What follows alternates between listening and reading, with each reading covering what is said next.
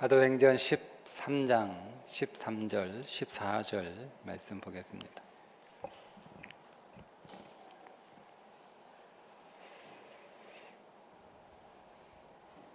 함께 읽겠습니다.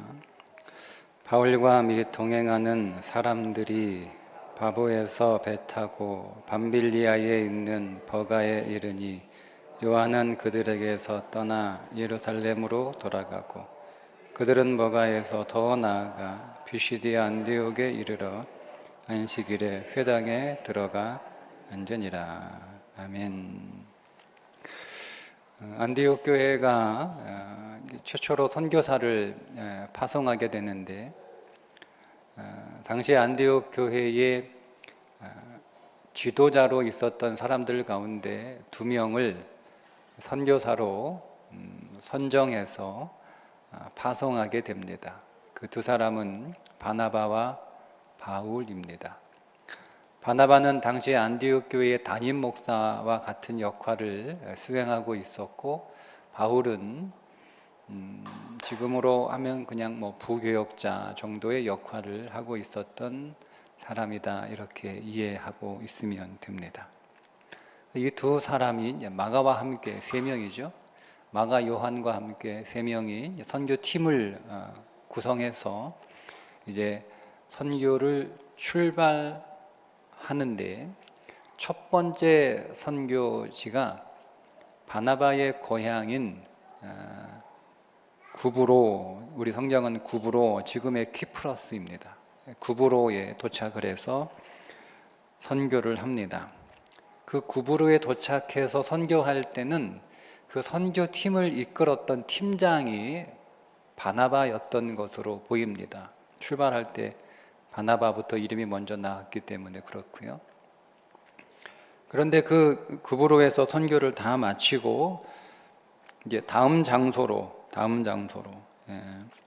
밤빌리아로 이렇게 이동하기 위해서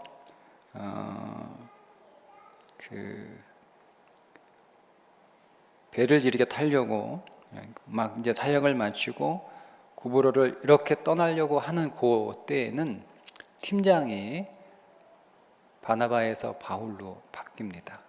그게 오늘 우리 13절에 나오는 말씀이죠. 바울과 및 동행하는 사람들이 바보에서 배 타고 밤빌리아에 있는 버가에 이르니, 바울 및 동행하는 사람들, 이렇게 이름이 바뀌어요. 그러니까 2절에서는 바나바와 사울을 따로 세우니, 이렇게 바나바 이름이 먼저 나오는데, 구브로에서 선교를 다 마치고 거기를 떠날 때는 선교팀장이 바뀌어서 바나바 이름이 나오는 게 아니고 바울과 및 나머지, 이렇게. 그러니까 선교팀장이 바뀐 거예요. 아마 바나바가 구브로에서 선교 활동을 하면서 바울을 이렇게 유심히 보니까 자기가 연장자이고, 사실은 바나바가 아니었으면 바울이 사도 그룹 안으로 들어올 수 없었던 사람이기도 하고, 그리고 안디옥 교회에서 자기가 바나바가 담임 목회자의 역할을 하고 있었고, 선교팀을 꾸려서 출발한 사람이기도 하고. 그런데 선교 현장에서 선교를 직접 해보니까 자기보다는 바울이 그 선교 현장에는 훨씬 더 적합한 사람이라는 판단을 한 것 같아요. 그래서 이제 구브로까지는 내가 이 팀을 이끌었으나 다음 밤빌리아부터는 바울 자네가 이 팀을 이끄는 게 더 효율적이고 효과적이겠다라고 해서 아마 그 팀장 자리를 내준 것 같습니다. 바울이 선교 현장에서 선교는 탁월하게 잘했던 것 같아요. 근데 성품은 그 실력만큼 따라오지 못했던 것은 아닌가라는 전 개인적인 생각을 좀 하게 되는데, 그 이유가 뭐냐면 2차 선교 여행을 출발할 때 서로 싸우잖아요. 바울과 바나바가 마가 요한을 데리고 가자, 못 데리고 간다, 안 된다. 그래서 이제 결국 바울과 바나바가 이렇게 2차 선교 여행에서 서로 결별해서 따로따로 선교를 가야 하는 그런 상황이 여러분 빚어진 것 우리가 잘 알고 있잖아요. 그러니까 선교 현장에서 그의 선교의 어떤 그 능력은 탁월했는지는 몰라도 아직 여러 가지 면에서 미흡한 사람이었던 것은 분명히 보입니다. 그럼에도 불구하고 좀 미흡하지만 아직 좀 더 성장해야 되고 아직도 더 준비해야 되는 부분이 보이기는 하지만, 그래도 바나바는 바울이 마음껏 사역할 수 있도록 그에게 선교 현장의 문을 활짝 이렇게 열어준 사람이 된 거죠. 2006년 11월에 과학기술인 명예의 전당에 우리나라의 과학을 빛낸 사람들의 이름이 이렇게 헌정이 됩니다. 거기에 여러분 잘 아시는 장영실, 우장춘, 이휘소 이런 사람들의 이름이 쭉 이렇게 헌정이 되는데, 그 가운데 아주 낯선 여자 이름이 한 명 있습니다. 그가 박에스더입니다. 이화여자대학교 의과대학 동창회에서는 2008년 자랑스러운 이화의인, 즉 이화의료인, 이화의인 박에스더 상을 제정을 해서 계속 그 학교 동문 여의사들에게 시상을 하고 있습니다. 이 박에스더라고 하는 인물이 누구냐? 우리나라 최초의 여의사입니다. 그의 이름 본명은 김점동입니다. 서울 정동에 아주 가난한 집에 딸만 넷인 가난한 집의 막내딸로 태어났습니다. 그의 아버지 김홍택은 선교사 아펜젤러의 일을 돕고 있었는데, 그 막내딸 김정동이 1891년 세례를 받으면서 세례명을 에스더로 이렇게 받게 되고, 그가 1893년 박유산이라고 하는 남편과 결혼하게 되는데, 남편의 성을 따서 박에스더라는 이름을 갖게 됩니다. 아버지의 권유로 김점동은 이화학당 네 번째 학생으로 입학하게 됩니다. 당시 1800년대는 여자가 학교 다닌다는 것이, 여자를 교육시킨다는 것이 아주 낯선 시대였잖아요. 그런데 게다가 선교사가 그 설립한 최초의 우리나라 여자 사립학교가 이화학당인데, 그 이화학당에 사람들이 안 가려고 그러는 거야, 안 가려고. 그러니까 신입생 학교를 세워놨는데 학생들을 받기가 매우 어려웠어요. 여자를 교육시킨다고 하는 그 생각조차 하지 않았던 시대이고, 여자가 무슨 공부해, 여자가 무슨 공부야, 이렇게 얌전히 있다가 시집이나 가면 되지, 이런 시대였잖아요. 그러니까 이제 학생을 구하기도 힘들었고, 그 당시에 어떤 소문이 떠돌았냐면, 외국인이 학교 세워서 아이들을 납치해서 외국으로 빼돌린다, 이런 소문이 돌았어요. 그러니까 여러분, 누가 그 학교에 가겠어요. 그런데 이 아버지 김홍택은 선교사 그 옆에서 이렇게 좀 일을 돕고 있었던 사람이니까 머리가 빨리 깨인 사람이에요. 그러니까 딸도 여자도 공부해야 된다, 그러니까 이런 생각을 갖고 그 딸을 이화학당 네 번째 학생으로 이제 입학을 시켜서 공부를 할 수 있게 됩니다. 그 이화학당에서 공부를 하던 박에스더가 14살 되던 때 1890년 10월 메리 스크린턴, 우리나라 의료 선교사로 한국에 온 윌리엄 스크린턴의 부인입니다. 그 메리 스크린턴의 추천으로 보구여관, 통역 간호보조사로 일을 하게 돼요. 보구여관은 이화학당 구내에 세워진 우리나라 최초의 여성 전문 병원입니다. 그냥 쉽게 지금 이화여자대학 의과대학 병원 전신입니다. 거기에 마땅히 이렇게 그 선교사들이 한국 여자들 환자로 이렇게 받으려면 우리도 지금 캄보디아 가면 통역이 필요하거든요, 그죠? 그래서 캄보디아 신학교에 한국어를 잘하고 있는 학생들, 그리고 현지의 사역자들 가운데 한국어를 잘하는 학생들이 있어요. 그 전도사 목사님들이 계세요.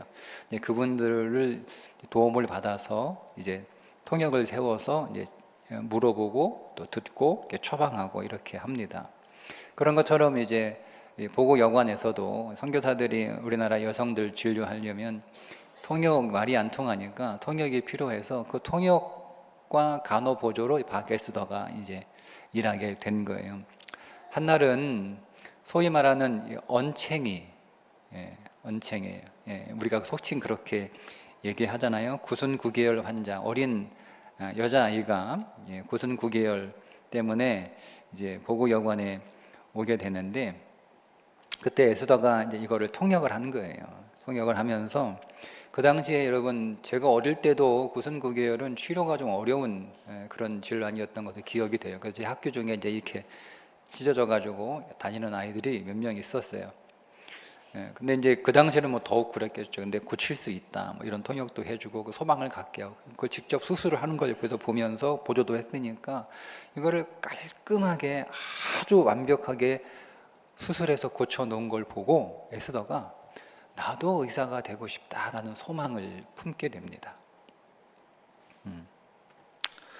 그렇게 보고 여관에서 의료 선교사 로제타 홀을 도와서 통역도 하고 간호 그 보조 일도 하던 중에 로제타 홀 여사의 남편 제임스 홀이 전염병에 걸려서 사망하게 돼요. 그래서 이 로제타 홀이 남편이 없이 선교하기가 너무 힘드니까 미국으로 귀국을 합니다. 귀국해서 자기가 한국에서 선교하고 의료 그 활동할 때 자기를 통역하고 도와주었던 박 에스더가 계속 눈에 아른거리는 거예요. 왜냐하면 자기를 통역하고 간호 보조하던 그 박 에스더가 너무 열심히 열정적으로 이렇게 한 게, 그냥 저 사람을 그냥 그대로 저렇게 둬서는 안 되겠다 이런 마음에 강하게 들어서 미국으로 초청을 합니다. 유학을 오라고. 그렇게 해서 박 에스더가 이미 그는 남편 박유산과 에스더는 로제타 홀 여사의 통역과 간호 보조고, 남편이었던 박유산은 로제타 홀 여사의 남편 제임스 홀의 또 일을 돕는 사람이에요. 그러니까 각각 남편과 아내를 도와주는 한국 사람이었는데 그런지 같이 결혼을 하게 된 거예요. 그래서 남편과 함께 미국으로 유학길에 오르게 됩니다. 로제타 홀의 친정이 뉴욕 리버티인데 그 리버티에 도착을 해서 1895년 2월에 리버티 공립학교 고등학교에 입학을 합니다. 그렇게 해서 유학생활을 시작하는 거예요. 그리고 그해 9월에 뉴욕 아동병원에서 일하면서 생활비를 벌면서 틈틈이 대학에 들어가기 위해서 물리학, 수학, 라틴어 공부를 열심히 하고, 그 다음에 1896년 10월 20살의 박 에스더는 그 당시 볼티모어 여자의과대학, 지금 존 홉킨스 대학입니다.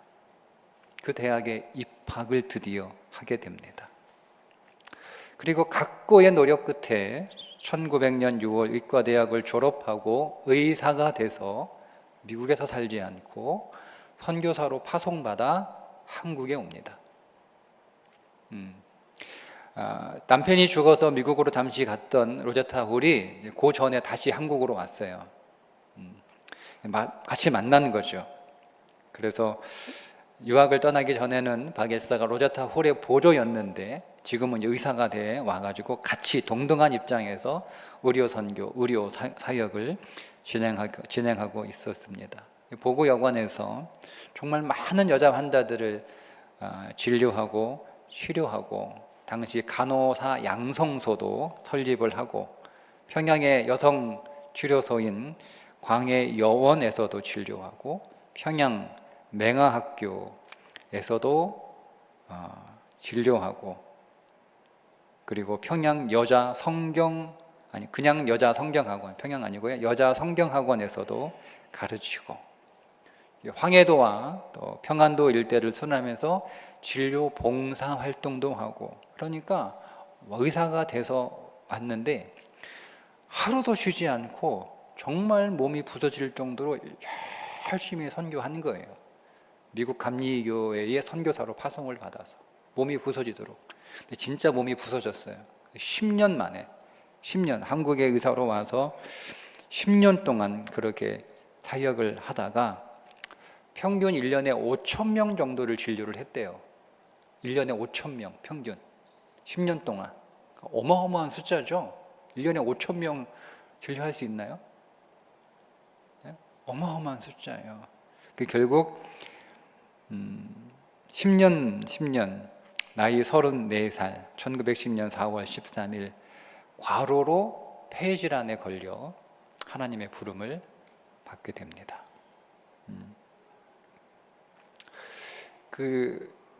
로제타 홀, 처음에는 박 에스더가 조수로 일했던, 그리고 나중에는 같이 의사가 돼서 같이 동역했던 그 로제타 홀의 아들이 셔우드 홀입니다. 근데 이 셔우드 홀이 이 박 에스더의 이 엄청난 헌신적인 사역을 보고 감명을 받았던 것 같아요. 그런데 이 박 에스더가 그만 죽고 마니까 그 죽음을 계기로 셔우드 홀이 한국에서 내가 결핵을 퇴치하겠다, 이런 결단을 합니다. 그래서 결핵 요양소를 세우겠다고 결심을 하고 1928년에 해주에 한국 최초의 결핵 요양소를 세웁니다. 결핵 퇴치 운동을 하죠. 그리고 여러분 잘 아시는 결핵 퇴치를 위한 크리스마스 실이 셔우드 홀에 의해서 시작이 된 겁니다. 그 계기가 박 에스더 때문이었습니다. 그런데 사람들이 박 에스더는 잘 압니다. 근데 그 박 에스더가 의사가 되기까지, 의사가 될 수 있도록 그렇게 헌신했던 한 사람이 있다는 것은 잘 모릅니다. 그가 바로 그의 남편 박유산입니다. 같이 유학길에 오르게 되죠.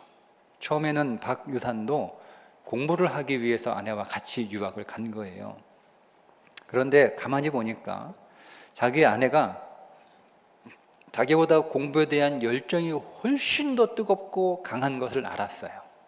그리고 자기보다 재능도 훨씬 더 뛰어나다는 것을 알았어요. 자기도 공부를 하고 싶었으나 두 사람이 그 유학 미국 땅에서 두 사람이 동시에 부부가 같이 공부한다는 것은 현실적으로 너무 불가능한 일이었다고 판단을 했답니다. 그래서 누군가 한 사람은 공부하고 누군가 한 사람은 일을 해야 되는데 아내가 공부하고 내가 일을 하는 게 낫겠다. 그래서 남편이 유학을 포기합니다. 그래서 아내를 공부시켜요. 고등학교에 입학하면 에스더는 기숙사에서 생활을 하고 남편 박유산은 농장에서 일을 했습니다. 농장에서. 거기서 일하고 거기서 먹고 자고. 그러니까 부부가 같이 미국에 갔는데 같이 살지도 못했어요. 그리고 이제 아내가 대학에 입학하고 남편은 계속 열심히 일하고 그렇게 아내 뒷바라지를 열심히 합니다. 그리고 이제 아내가 드디어 대학교 졸업 한 달 남겨놓았을 때 남편 박유산이 폐결핵으로 세상을 떠나게 됩니다. 그리고 아내는 이제 남편 없이 졸업하고 의사가 되고 다시 선교사가 돼서 한국으로 선교사로, 의료 선교사로 이제 온 거죠. 남편 박유산은 그 아내에게 새로운 인생의 문을 열어준 사람입니다. 남편이 아니었으면 에스더가 이 한국 최초의 여의사라고 하는 그 문으로 한국의 여성 환자들, 당시 여자들이 병원에 오는 것이 어려웠습니다. 병원이 그렇게 많지 않았을 뿐만 아니라 여자가 남자 앞에서 자기 몸을 드러낸다는 것은 상상할 수 없는 시대였어요. 네. 여러분, 휘장세례라고 혹시 들어보셨습니까? 부인이 예수 믿고 구원을 받고 세례를 받아야 되는데, 네, 남자한테 선교사한테 세례를 못 받잖아요, 그렇죠? 그래서 가운데 커튼을 쳐놓고 커튼 가운데 구멍 뚫어놓고 거기에 머리 이렇게 대고 세례 받았던 시대예요, 그 당시가. 네. 그러니 여러분, 여자들은 병원에 와서 다 남자 의사니까, 선교사들 남자니까, 그러니까 이게 제대로 이렇게 병원에 올 수가 없는 거예요. 왜? 자기 살을 드러내야 되고 얼굴을 보여줘야 되고 손도 드러내야 이렇게 해야 되는 거니까. 그래서 여자 병원, 여성 전문 병원이 필요했던, 그게 보고여관이 그렇게 생긴 거예요. 네.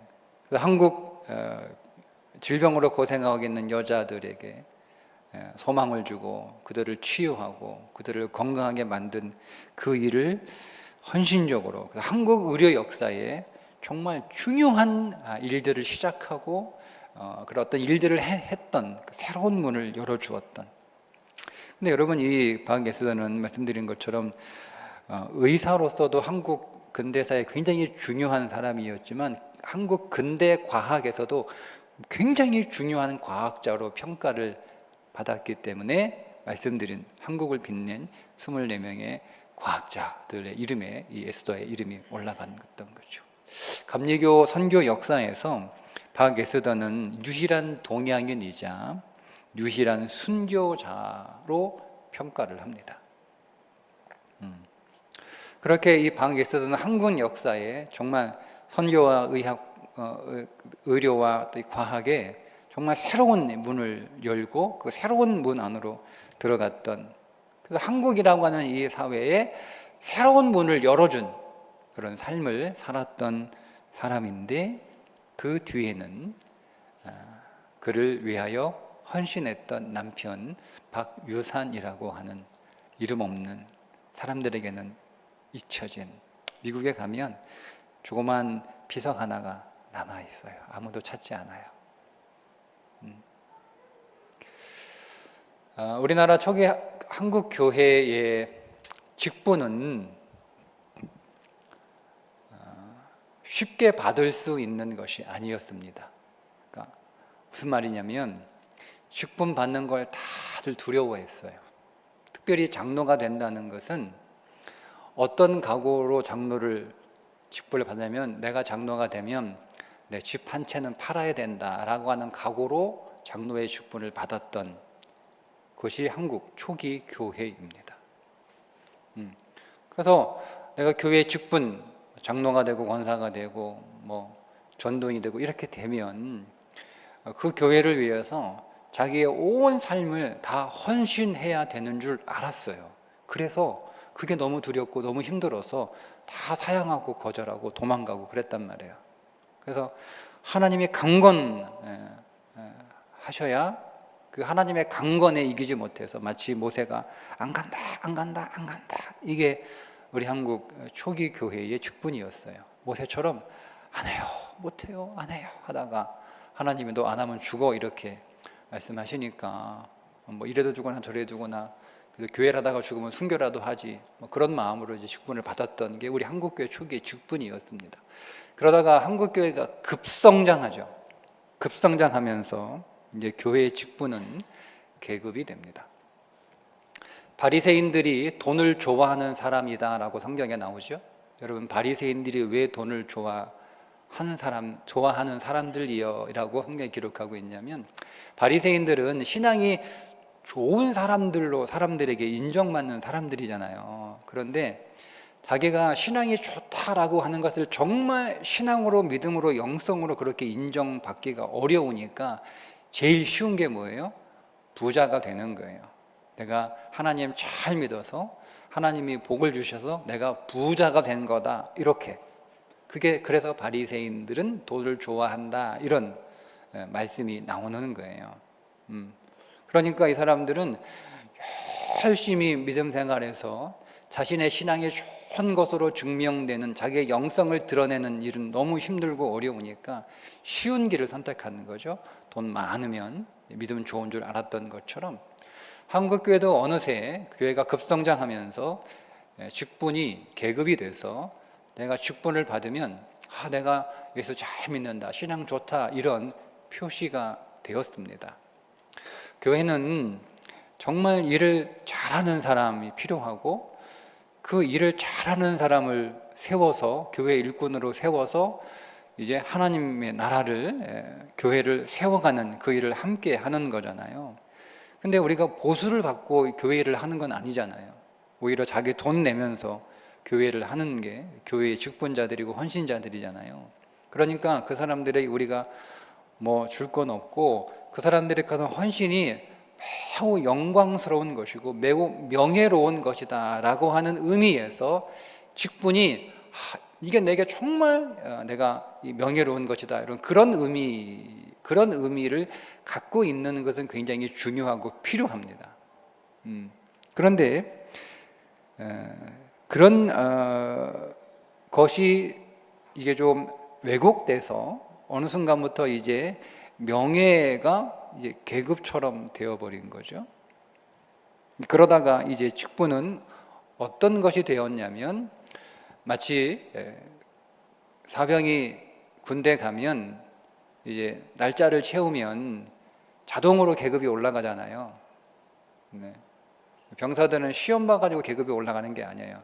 날짜만 차면 들어가면 이등병, 들어가면 훈련병, 훈련 마치면 이등병. 네. 그리고 지금 며칠인지 모르겠는데 뭐 또 한 100일 지나요? 그러면 뭐 이제 1등병. 또 한 1년 지나면 뭐 상병. 또 되면 또 병장. 이렇게 하면 그러니까 가만히 이제 교회에 이제 있으면 그냥 알아서 이제 직분 받는 거예요. 이제 그렇게 되었습니다. 자, 근데 앞으로는 교회에 어떤 일이 벌어지냐면 서로 직분을 받지 않으려고 도망 다니는 일이 생겨납니다. 이미 지금 서울 지역에 있는 교회들은 30대, 40대들이 직분을 안 받으려고 합니다. 그거 받으면 더 이상 명예도 아니에요. 그죠? 네. 그리고 지금 는 교회에서 뭐 계급 이런 거 하나도 필요 없어요. 지금 30, 40대는요, 회사에서 승진도 원하지 않아요. 나는 그냥 짧고 길게 가겠다는 것이. 괜히 막 승진해가지고 갑자기 막 그러면 이제 그거 언제 잘릴지 몰라. 나는 그냥 짧고 길게 가겠다. 아니 길게, 나는 길게 가겠다. 길게. 가늘고 길게 가겠다. 이런 세대를 상기는 게 30대, 40대예요. 그러니까 여러분, 이 사람들이 교회에서 직분 이제는 더 이상 명예도 아니고 그런 거 원하지도 않아요. 그리고 또 욕은 욕대로 먹잖아요. 그리고 아무런 명예도 없는 거예요. 그러니까 뭐 좋을 게 하나도 없어, 좋을 게. 그래서 이제는 서울 지역에 있는 목회자들 만나면 정말 사람 세우기가 힘들어. 아니, 장로는 뭐 물론이거니와 권사, 안수집사 못 세워요. 없어요.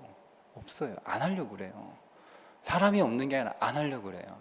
집사도 부담스러워요. 나는 그냥 성도로 그냥 다니고 싶다. 이런 분위기가 이제 점점 내려옵니다.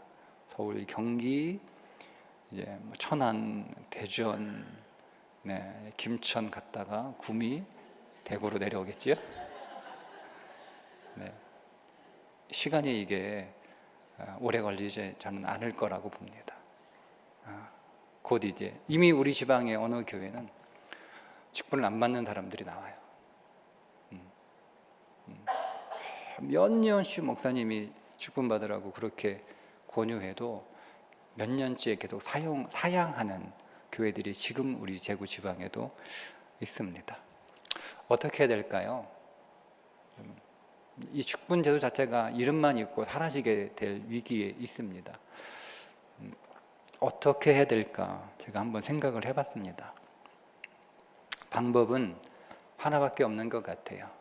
직분을 의미 있게, 가치 있게 만들어 주지 않는 한 내가 직분을 받아서 교회를 위하여 헌신하는 그 삶이 매우 의미 있고 매우 가치 있는 것이다 라고 여러분 생각되지 않으면 직분을 받지 않을 거란 말이에요. 그런데 그 힘들고 그 어렵고 그 부담스러운 직분이라 할지라도 나는 교회의 직분을 받아 하나님 나라를 위하여 이 땅에 그 나라를 세우는 일에, 교회를 섬기고 성도를 섬기는 일에, 그리고 우리 교회가 이 땅을 섬기는 일에 있어서 내가 헌신하는 그것이 내 인생에다 그 어떤 것보다 의미가 있고 가치가 있는 것이다 라고 여러분 생각이 되면 저는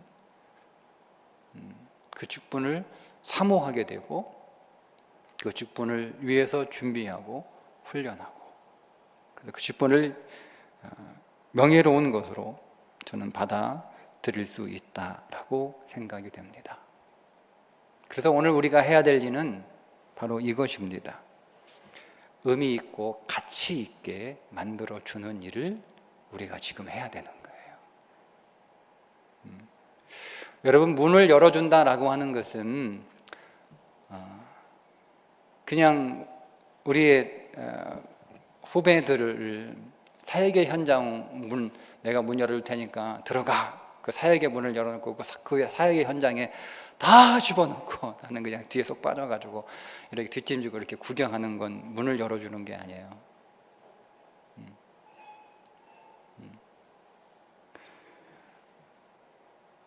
문을 열어준다는 것은 오늘 우리의 후배들이 정말 교회를 섬기고 헌신하고 사역하고 하는 그것이 정말 의미와 가치를 가질 수 있도록 만들어주는 거죠. 그게 문을 열어주는 거예요. 내 헌신이 가치 있고 내 헌신이 의미가 있고 그런 삶이 내 인생에서 가장 아름다운 삶이고 기쁜 삶이었다라고 만들어줄 수 있는 교회, 그게 저는 문을 열어주는 교회라고 생각이 됩니다. 여러분, 왜 박 에스더가 그 힘들고 어려운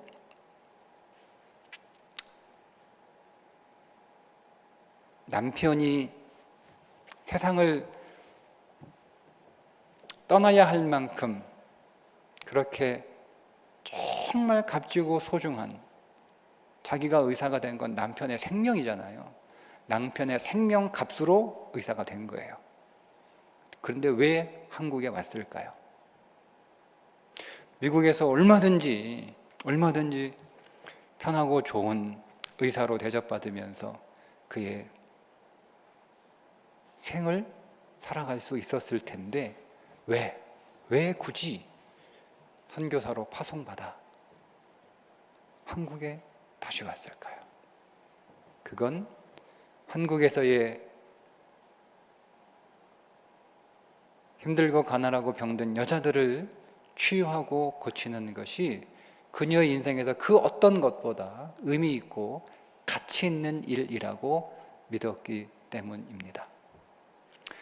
우리 한국에 많은 의사들이 선교사로 왔습니다. 여러분, 동산병원의 은혜정원에 가시면 선교사로 왔다가 이 땅에 묻힌 선교사들이 있습니다. 그들이 왜 한국에 왔을까요? 그 당시 한국은 지금처럼 K 이런 거 하는 때도 아니잖아요. 조선이 어딨냐? 그 조선이 생전 처음 들어보는 일. 지도에서도 표시가 안 됐던 나라. 그런 나라 여러분, 그 힘들고 어려운 의학 공부를 해서 의사가 돼 얼마든지 좋은 인생을 살아갈 수 있었는데 왜 한국에 의료 선교사로 와서 그 고생을 하고, 어떤 사람은 자기의 어린 자녀들이 죽기까지 하고 왜 왔을까요? 그들의 고국에서 살아가는 그 산보다 이 땅에 와서 주의 복음을 위하여, 하나님 나라를 위하여 헌신하는 삶이 그들의 인생에서 가장 가치 있고 가장 의미 있는 삶이라고 생각했기 때문입니다. 그러니까 그들에게 의미와 가치가 있었기 때문에 그들이 이 조선이라는 문을 열고 우리들에게 들어온 것입니다. 돈을 받고 들어온 게 아니에요. 우리가 돈 많이 줄 테니까 오라, 그렇게 한 것도 아니에요.